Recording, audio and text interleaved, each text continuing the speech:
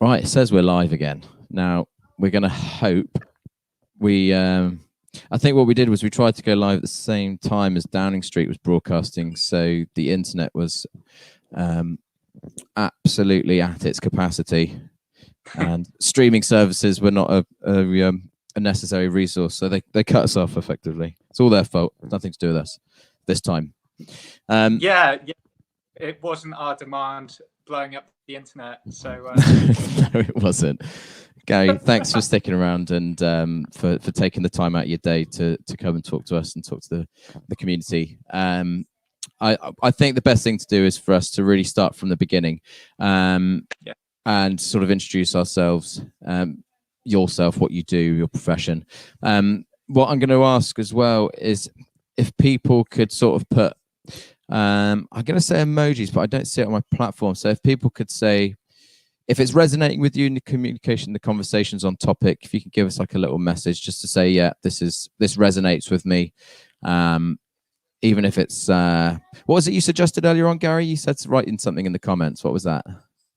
Yeah, if obviously like an emoji was available, maybe like a heart to say that we're on point with the conversation, not from our ego, but we're saying good stuff, but that we're serving you with the time that you're giving to us. So yeah, absolutely. That would be amazing.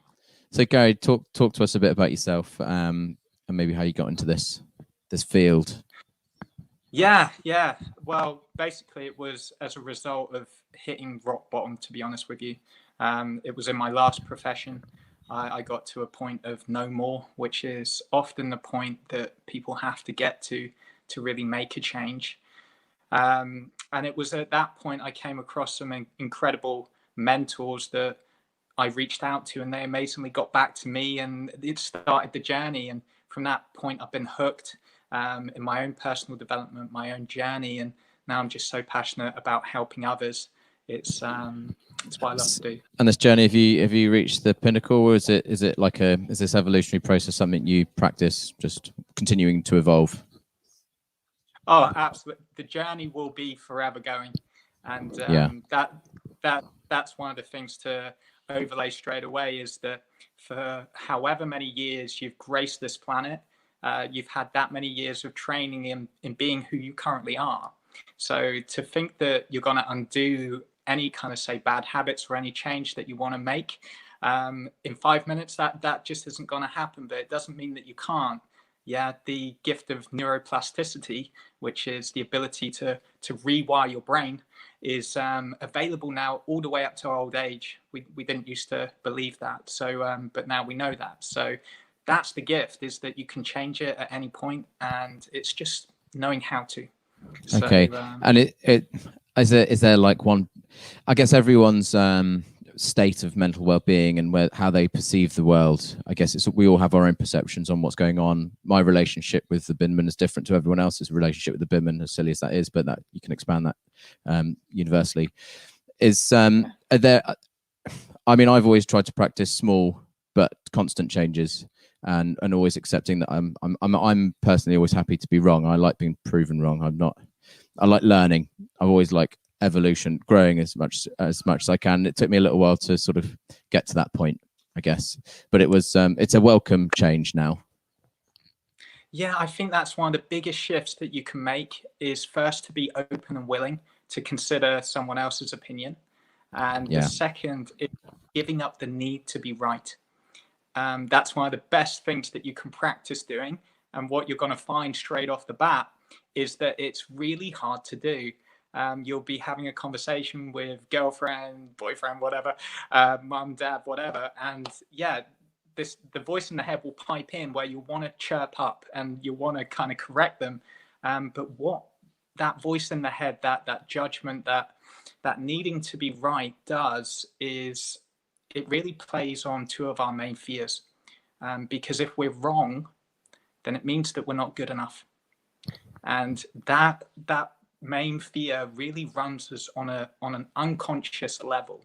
So when I say unconscious, that doesn't mean asleep. It means that we're awake, but we're working kind of on our autopilot habits, if that makes sense. So when we react to stuff, often we're not present in the moment. It just happens because we've been trained it over so many years. So yes, it's that needing to be right is actually a fear of being wrong because of its implications. Yeah. So if I'm wrong, then on a deeper level, it's that we're not going to get love, and we'll do anything unconsciously to avoid triggering those two fears, and those really take us down. And if you just consider this for just a moment, everything that you've done, decisions that you've made in your life, you can trace back to those two fears. Anything that you put on the table right now, I could actually trace back to those, because the relationship you got into, or the relationship that you didn't go into out of fear of being judged or not good enough or getting turned down, the university degree that you went to go chase because you thought your parents would think therefore you'd be good enough and therefore you'd get love. And it's just you can apply it to pretty much anything. Nick Watson in the comments is a good friend of ours. He's made a really valid point. He says fear of being wrong equals an attack on the ego. That's really prevalent, though. I think a lot of people they don't want to be caught out or seen to be doing something wrong, and I guess for that exact reason, because it is exactly that, an attack on your ego. I guess what we're saying is sort of like trying to don't care about being wrong. And so have you practiced anything how have you gotten to that point? How have you gotten to the state of it not affecting you?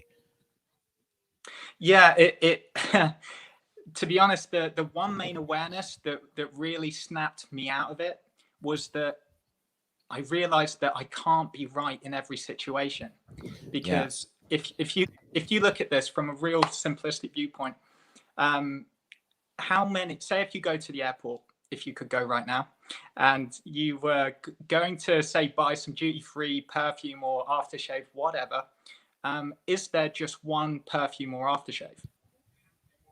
No. Loads of choice. So we've got a preference.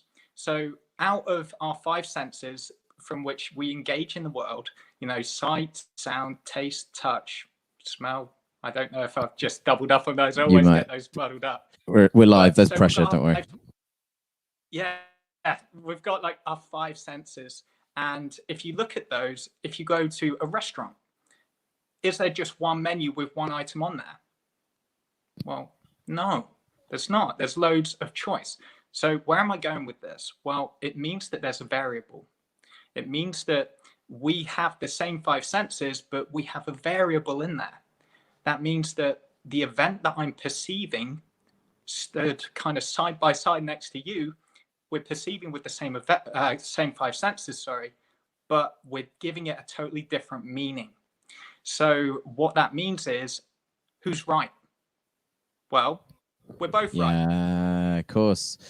I get it, because my subjective reality gives me my perception of what's right and okay and what I'm happy with, and yours is very different, which is why, that's and do you practice mindfulness or meditation? Do these sort of tools, I call them, do these tools help you in governing that and that, keeping you calm and collected? You the coolest and most calm and collected person I've ever met in my life, by the way. I love you. Literally, I'll pay you later. You're so calm. I'll pay you later. But yes is the answer. The challenge with mindfulness, I feel it's quite a bad word to use, because it implies that your mind is full. But really what it's generally kind of aiming towards saying is actually being mindlessness. But we get lost in language, right? So, okay. But yeah, mindfulness is almost being careful. Could be translated to being careful with your mind. But meditation 100%. Okay, and so do you practice meditation every day? Yes. Yeah. Do you? So Wow. It's an absolute non-negotiable for me, because I do it as part of my morning routine, and then I do it last thing before I go to sleep as well. What about if we don't have if our morning routine couldn't allow that time? Is there like from your position, is there an ideal amount of time? I mean, can you meditate in a minute? Is it something that takes 30 minutes? Is it, give us a rundown, Gary. Yes. So yeah, meditation, we get really lost in it because we feel like we've got to accomplish something from it. Most people will sit there and go, I've got to turn off my mind. Well, Charlie, let me ask you, can you turn off your mind? I don't think even when I'm sleeping it's off. It's just constantly running around. I've tried meditation, and it's had really amazing effects. But I think the guided meditation. Have you tried the apps? I've tried a couple of apps, and the apps are really beneficial. I tried the Calm app, and I tried. Do you know any others? Yeah, I think they were really good, and you could do like the smaller segments, and it really helped with it allowed me to stop my mind from working so hard, and it sort of removed some junk and sort of streamlined my mind. But I've never been able to stop it. I don't think that's the art of it, is it? No. Where I was going with it is, I hope the stream's still going because it was kind of breaking up a little bit. But, yeah. But what I was going with it is that if you look at your mind, trying to get it to stop, good luck with that. Yeah, because you can stop it momentarily, but as soon as you recognize that you've stopped thinking, it starts talking again. So, trying to have no thoughts in meditation it's not really a game that you're going to win. So what I do is I don't set a goal for meditation. I use it as a space for me where I can really check out and just, I actually use meditation in my mind, but also for visualization. It's a big part of my coaching. It's more of an advanced part, but it's all to do with quantum physics and quantum alignment. It's just like advanced stuff, but I use meditation for that purpose as well. Okay. But, I mean, do you these are semi-loaded questions because I sort of know that I'm playing more devil's advocate in this, I think. But I certainly, for a long period of my time, a longer period of my teens, sort of in my 20s, I'm 32 now, but sort of aspiring to material things, and business has been good to me in the past, and I've been able to afford some of the things that I wanted when I was younger, and it really didn't bring me any extra joy in the end. Actually, it seemed very short-lived, and it actually took me taking responsibility for my happiness internally. Actually, have you got any sort of advice? I had my way. My way was I actually needed some support, and also I had a really good family relationship and family dynamic. I had a real support with my family and friends, and they were a huge help. But there are some things that they can't do, and it took a bit of extra support for me anyway. But is there anything? Have you got any recommendations, like little things that sort of we can sort of change the way we're interacting with our environment to be able to navigate or start a journey towards bettering ourselves? Yeah. Could you just repeat the question because it broke up at the end? No worries. What I'm alluding to is basically if we're looking for self-evolution, if we want to grow as a person and evolve past where we are, have you got like a guide or where we could start? Like gratitude is maybe one thing, starting with mindfulness, concentrating on yourself. Any advice where we could start to grow or evolve? Yeah, absolutely. I hope. Yeah, I'm struggling to hear you, Charlie, mate. But I think I got it. So if I give an answer that's totally unrelated, well, hopefully it'll still be of value. We'll rock with it. We'll rock with it. Yeah,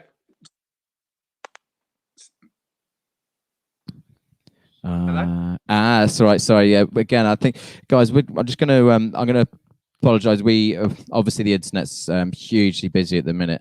We're doing our best. There's a bit of a latency issue. It's the time between me speaking and Gary getting it, and then how clear it is. But we're going to muddle through. We're going to do our best and hope that it changes. We are having comments coming in. Guys, do please keep your comments coming in. If this is resonating with you, please put a little comment in saying, yeah, you guys are on point. If not, then and you feel like we should navigate this conversation somewhere else, bring it in. This is a community-led discussion. I'm just here as a host to sort of help navigate a conversation, but we'd need your input as well. How are we looking, Gary? Can you hear me any clearer? It's still really scratchy, to be honest. Such a shame. Yeah, like bits and bobs from you. Okay. I think the conversation is too important for me not to be able to have it clearly. So I think what I'm going to do, Gary, is I'm just going to go through what we've got coming up on tonight, and because I don't know whether it's just clear for yourself. Actually, Sam, are you in the background there? Can you tell us, are we clear your end? Is it coming through live okay? Yeah, all good. Yeah, it's coming through great, guys.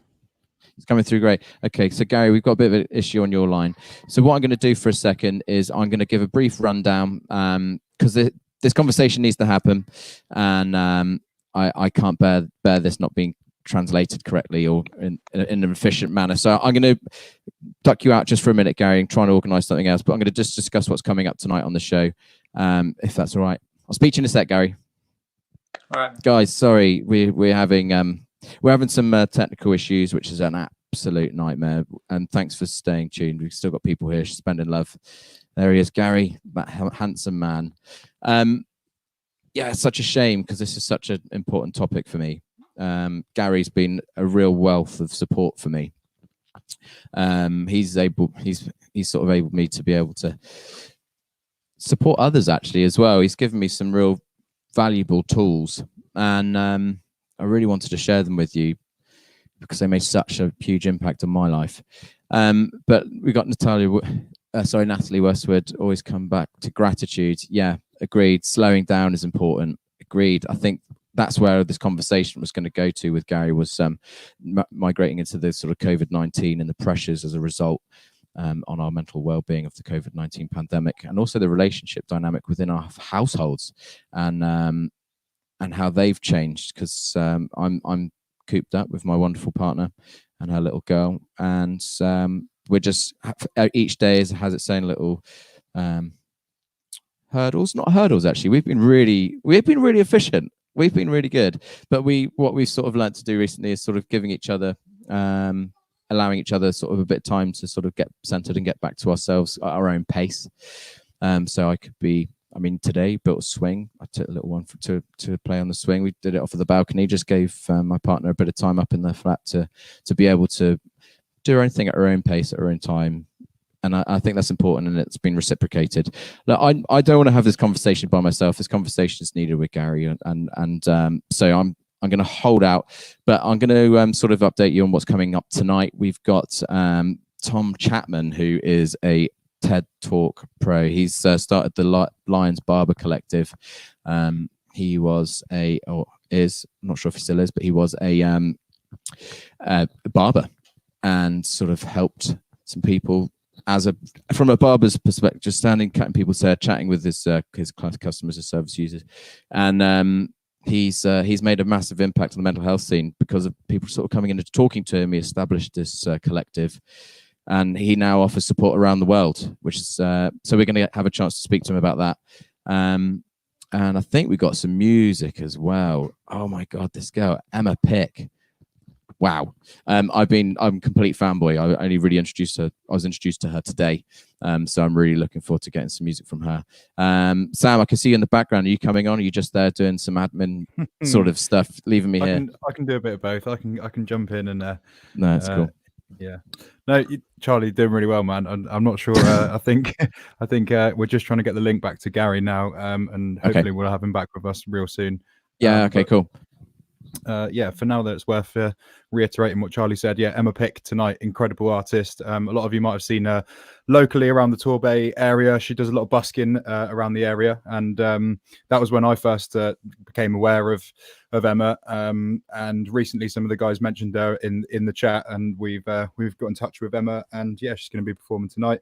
And as Charlie said, straight away afterwards, we're going to have our kind of Sunday night session, mental health chat, like we did last week. Maybe with a few less beers this week, but yeah. Well, do you know what? Gary's just messaged me on my Facebook, and what we think we're going to do is record a chat, and then we're going to broadcast it. So the comment section might not be live. I don't know whether this is going to be a common thing from where Gary is, whether this is an issue on his landline or what. But we need to have the conversation. So we're going to bring it to you in one way or another. So for sure. Yeah, Emma Pick. Wow, fanboy. Get on YouTube and have a quick look. She's insane, like properly insane. And I'm really happy good. We got her on. And that's not in the club either. That's in the pub. Was it just a pub set? Yeah, that's right. Yeah, it was.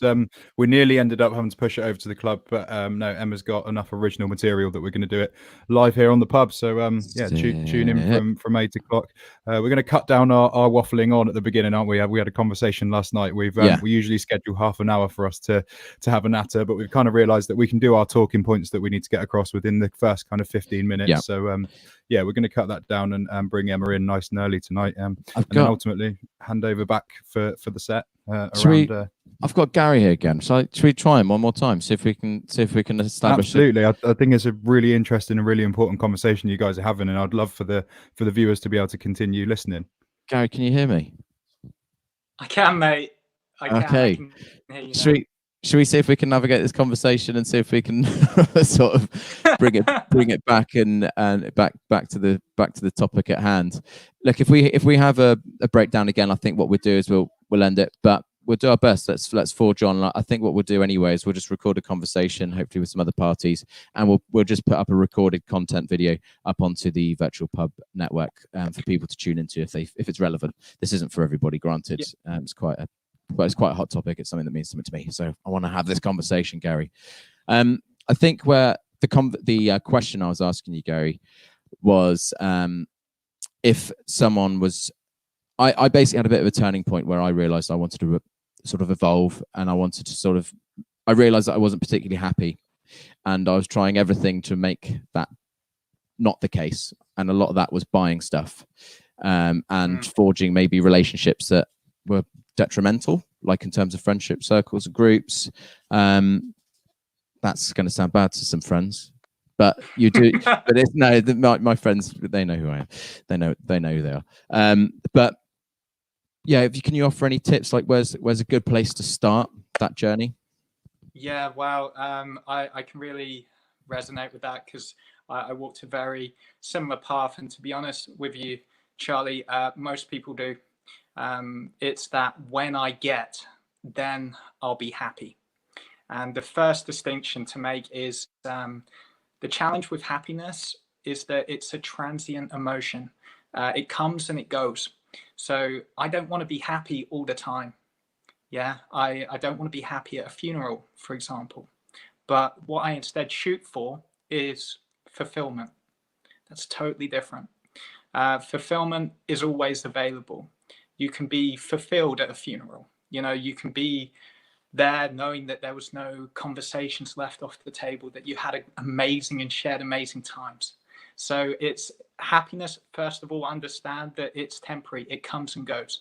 So we go out and we try and get these things, believing, making the main fundamental mistake is that the belief is that once I get, then I'll be happy inside.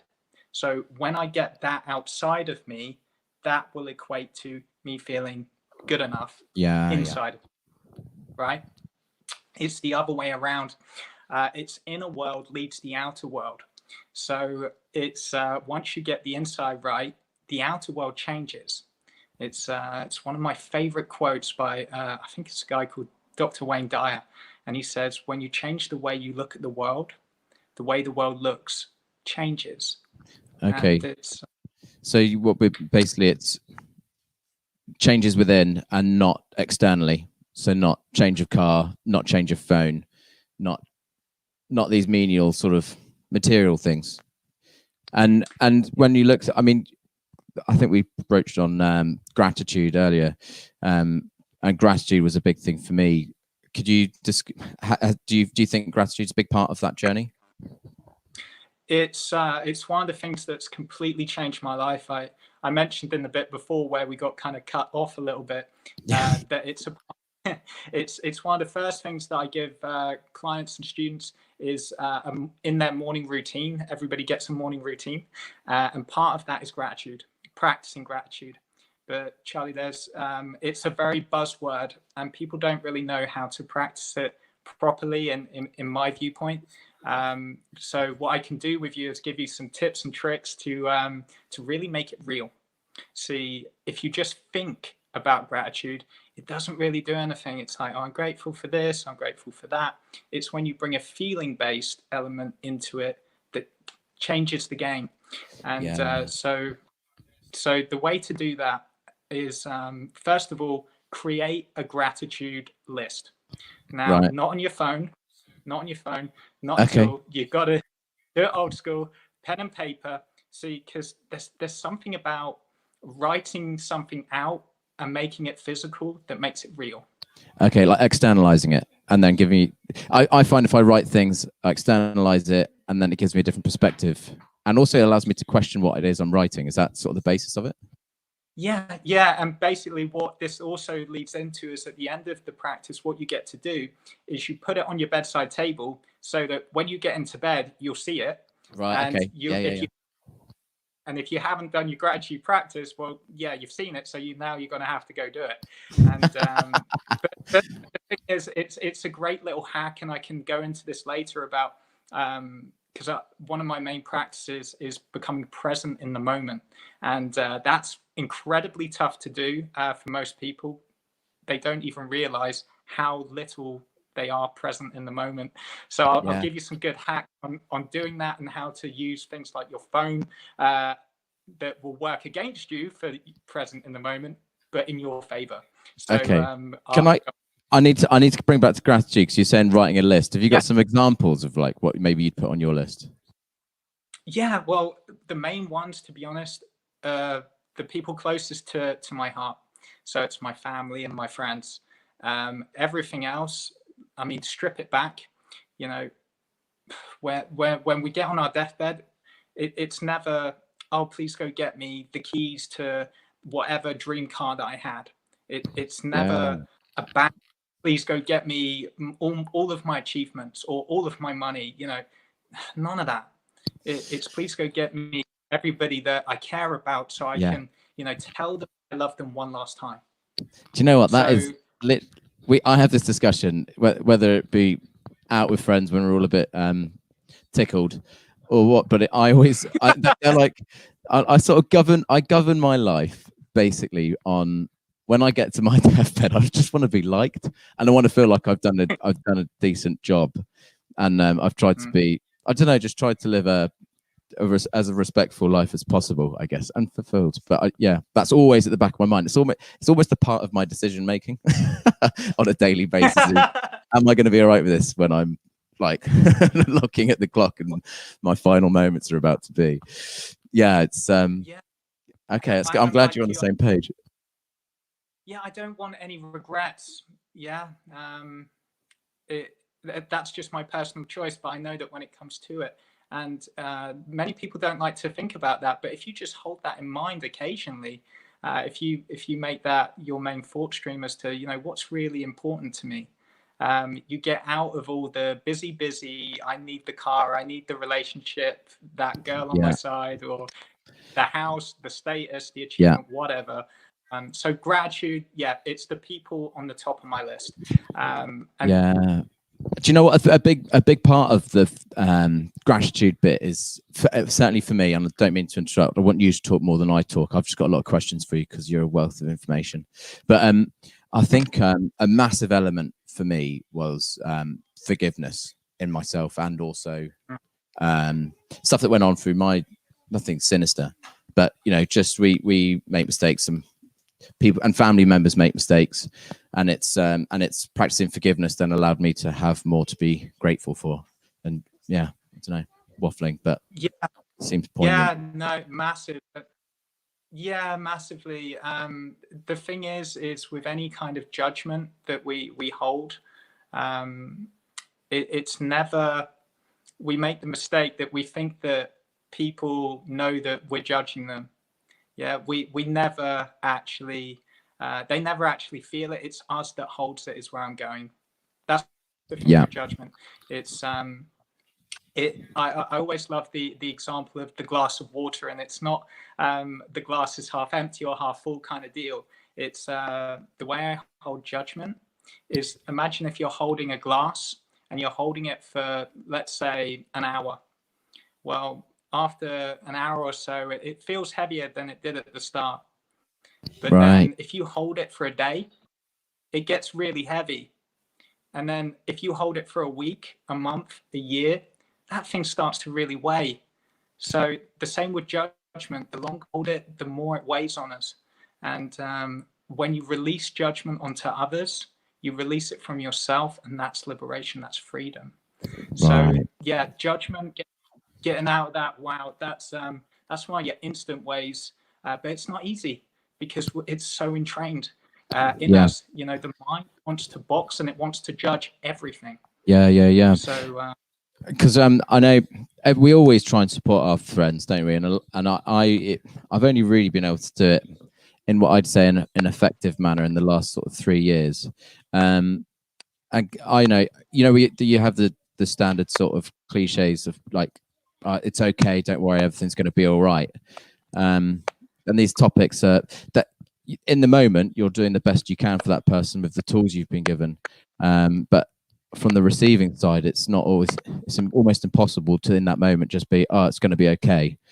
And I think it's my point. What I'm trying to say is like, if it's important to just listen, and it's important sometimes just to not be searching for answers from people that you're speaking to, but just wanting to externalize it by vocalizing it, and just by doing that, you just want to be understood. I think that's a big part of it. Can you hear me, Gary? Yeah, I can, but I lost it halfway through, which sucks because that's all right. Yeah, try again. I think we're going back into same mic issues. What I'm going to do is I'm going to bring Sam in quickly. We'll just reset your link one more time because it was really clear for a little while, and we'll come back. I'm going to bring Sam in a sec. Sam Yarl. Oh, hi there. Hi, how you doing? What a nightmare we're having. I know. I'm sorry about the technical issues you guys are having. It's a real shame because the conversation's amazing. I'm really enjoying it sat backstage here. Is it helpful? I don't know. When you're it's in really, it, yeah, it's really, really cool. I'm enjoying the conversation. I think it's real talk, definitely. Yeah, I'm looking forward to Tom Chapman tonight. He's the whole of Sunday is about sort of mental health and well-being. I'm just going to send Gary. He's gone good, so that means it's resetting, refreshing. Have you got anything like you want to bring to this conversation? Yeah, absolutely. I've been scribbling some notes on my laptop here. I've got a few questions I'd like to ask Gary. If I can jump in on the conversation at some point, I'd love to get involved. Yeah, he's back. Hold on. Let me just see. I want to bring this conversation to COVID-19 and the pressures it causes, like the additional pressures it adds to family dynamics, because we haven't really touched that enough, and it's really relevant. Hold on. Let me see. Gary, let me see. Where is he, son? Can you hear me, mate? Gary, you there, mate? Can you hear me? Kind of hear you. Okay, Gary. Gary, I think basically Gary's having a bit of a bandwidth issue in his area. There's a bit of extra demand because we were fine earlier on and we did a sound check and everything's okay. But these are just the trials and tribulations that we have to go through in order to get a platform up and running. Hopefully we'll find something a bit smoother in the future. Anyway, what I'm going to do actually is let's round this up for a minute, and we can certainly do another talk really soon. I wonder, Gary, I really don't want to leave this conversation. Gary, are you still there? Can you hear me? Is it any better? It's gone now. Just jumping in, I think the suggestion you made earlier, maybe if we we'll do a conversation kind of privately, record it, and maybe we put it out that way, because then we can kind of rely on the if we do have drops and everything, we can edit that part of the video out and we can put this conversation. I think it's a really important conversation to be having, and it deserves the full bandwidth to be able to kind of have it uninterrupted. Yeah. Okay. So what I'm going to suggest then, we're going to move this over to a non-live format platform, sort of medium. So ask questions now in the comment sections. Me and Sam here are going to have a bit of a natter just for a minute. But if you've got questions that you'd like to ask Gary, he usually charges for these services. He's a coach, but he use him as a tool.